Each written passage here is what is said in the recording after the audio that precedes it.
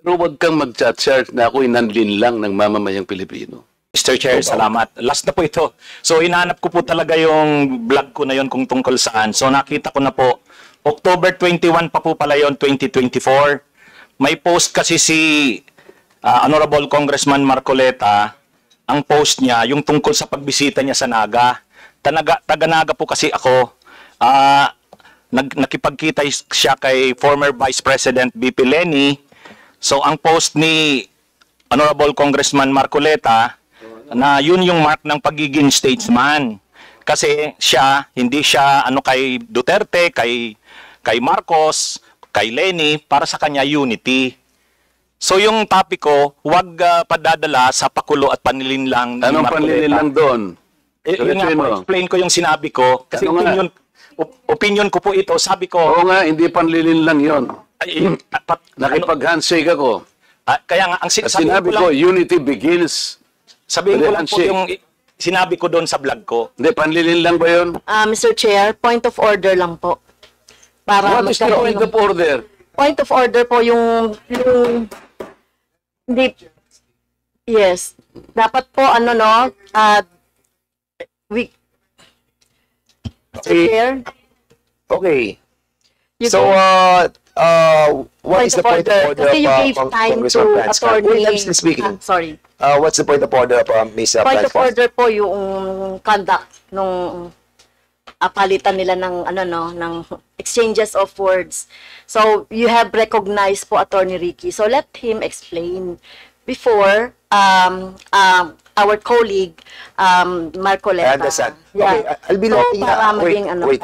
And please I understand address both of you, please address the chair para hindi po Yeah. nagsasagutan. All right. Thank you. So we'll be letting Attorney Ricky to reply, and then I'll give a chance to Congressman Marcoleta also to ask you as well. Sige. Yes po, Attorney Mr. Ricky. Chair, thank you po. Ang sabi ko lang po, kasi kanina po, tinatanong ako tungkol dun sa vlog ko na yon. Hindi ko talaga maalala sa dami ko ng vlog. So, binasa ko po, pinanood ko. So, tungkol po yun sa post ni Honorable Congressman Marcoleta. Sabi niya, reading from netizens, reactions on my brief and casual meeting with former VP Leni. After my trip to Sipokot, I now realize how really divided our people are. Reaching out to all our leaders can also be personal. Our ability to show our humanity beyond the realm of political. How else are we able to exemplify the true meaning of statesmanship if you refuse to extend your hand to all who wants to grasp it? I believe unity always begins with the handshake. Tapos may picture siya, kasama niya sa BBBM, si Duterte, si Leni, si Sara. Ang reaction ko doon, sabi ko, wag tayong padadala doon sa pakulo na yon at panlilang na. Kasi sabi ko, ang totoong statesman, ang paninindigan niya para sa bayan. Hindi ko nakita kay Congressman Marcoleta na ang mga paninindigan niya sa issue ay para sa bayan. So honest opinion ko po yun.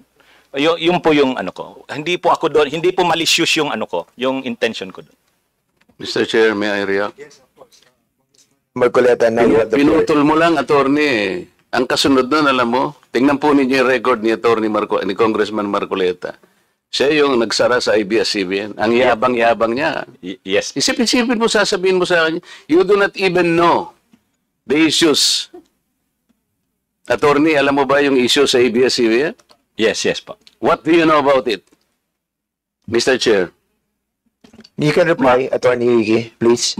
Mahaba po yung mga issues. Pero ang niraise nyo pong issues doon, maraming hindi binabayaran na tax ang ABS-CBN, may mga properties na in-acquire na illegal yung pagkaka-acquire, hindi binabayaran ng mga workers.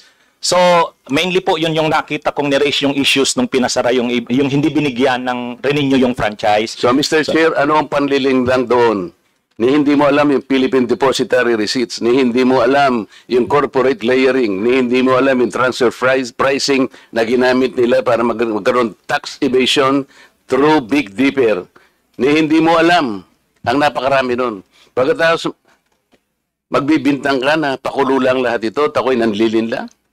Ano ang binibigay mo sa followers mo, Mr. Chair? Wala kang masabi na panlilin lang eh. Ang sinasabi mo ngayon, opinion eh. Pwede kang humabyo ng opinion, attorney kung talagang attorney ka. Pero wag kang mag-chat na ako'y nanlinlang ng mamamayang Pilipino.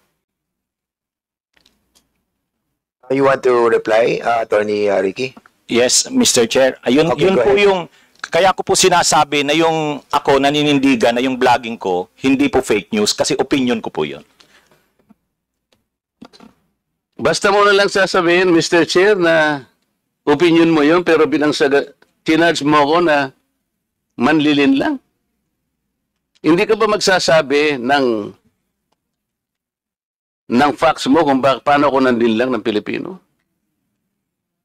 Abogado ka, di ba? Mr. Chair, abogado daw ito eh. Attorney, you want to answer back? Again, Your Honor, yun na rin yung sinasabi kong concepts natin na ang mga public officials, ano yan, talagang open sila na punahin, i-criticize, medyo masakit minsan, pero yan yung pagkakaiba ng public official sa private citizen. Mr. Chair, hindi siya nagkikriticize eh. Sabi ko nga, binigyan kita ng halimbawa dun sa isang babaeng vlogger na sinabi niyang tanga ako at ikinahihiya ako ng lahat ng mga members ng INC. Pinatawad ko na siya ron eh. Masakit yun pero dahil meron siyang nakitang ganun. Pero ikaw sinabi mo eh, nanlin lang ako eh. Ngayon ang sinasabi mo, may opinion ka, nanlin lang. Wala kang masabi ngayon kung ano-anong ginawa ko para manlin lang ako ng Pilipino. Hindi ka abogado eh. Hindi opinion ito. Mr. Chair? Yes, sige. Okay na po siguro, kasi marami pa sigurong pag-uusapan. Ikaw ang manlilin lang. Okay. Thank you so much to both of you. We exhausted that issue and we let the both parties to say their piece. And that's the spirit of this committee, no? Para maging balanse po tayo and fair. I want him to apologize, Mr. Chair. Kung abogado ka talaga. Sorry, Mr. Chair, I won't apologize. Opinion ko yun. With that, we'll dwell to the next issue, no. Ano na muna tayo sa interpellation. Balikan na lang natin mamaya issue yan. Kung ayaw niya mag-apologize, but I think we cannot force him to say sorry about it. Mr. Chair, I move that he be cited for contempt. So there's a motion Peddling to, lies okay. before this committee. So I cannot even answer simple questions kung paano ko nilinlang ang mga Pilipino. We cannot just let people, kahit na ba public figures tayo eh. I give him the chance. okay, 1 minute suspension. The parliamentary status ng ating committee, there's a motion that was moved by Congressman Marcoleta to cite Attorney Ricky in contempt. Unfortunately, Congressman Rodante Marcoleta is not a member of any of this committee. So he cannot move any motion regarding this issue. I'm sorry, Congressman Marcoleta, because I've been informed that you are not a member of any of the committees. And according sa ating rules, hindi po pwedeng mag Mr. Chair, may I ask my friends in this committee who are well-intentioned enough, and I think they wanted also to protect not only the reputation of this committee, but I think in the interest of truth. with that, Mr. Chairman, siguro, Mr. Chairman, co-chair. Hello. Mr. Chair. While, sige, Congressman, Can we table this motion for the meantime and proceed with the interpellation? Yeah. I think we can go back to that motion later, By but others. I think we should discuss that thoroughly, since this will be a contempt order and it will be needing the approval of the members present. So it's already 3 p.m. and we have 11 interpellators. So that is my suggestion, Mr. Chair, with the indulgence of Congressman Marcoleta. The members here have been here since early this morning. So kung pwede, tumuloy na muna tayo sa interpellation, then we'll go back to your motion. no, we cannot go back to the motion unless we will be able to talk to the other members to move for that motion. Then for the But for the meantime, meantime, we'll Mr. Chair, be we asking, table the motion. yes, yeah, we will table the motion, and for the meantime, we'll be asking Congressman Plato to proceed with the interpellation.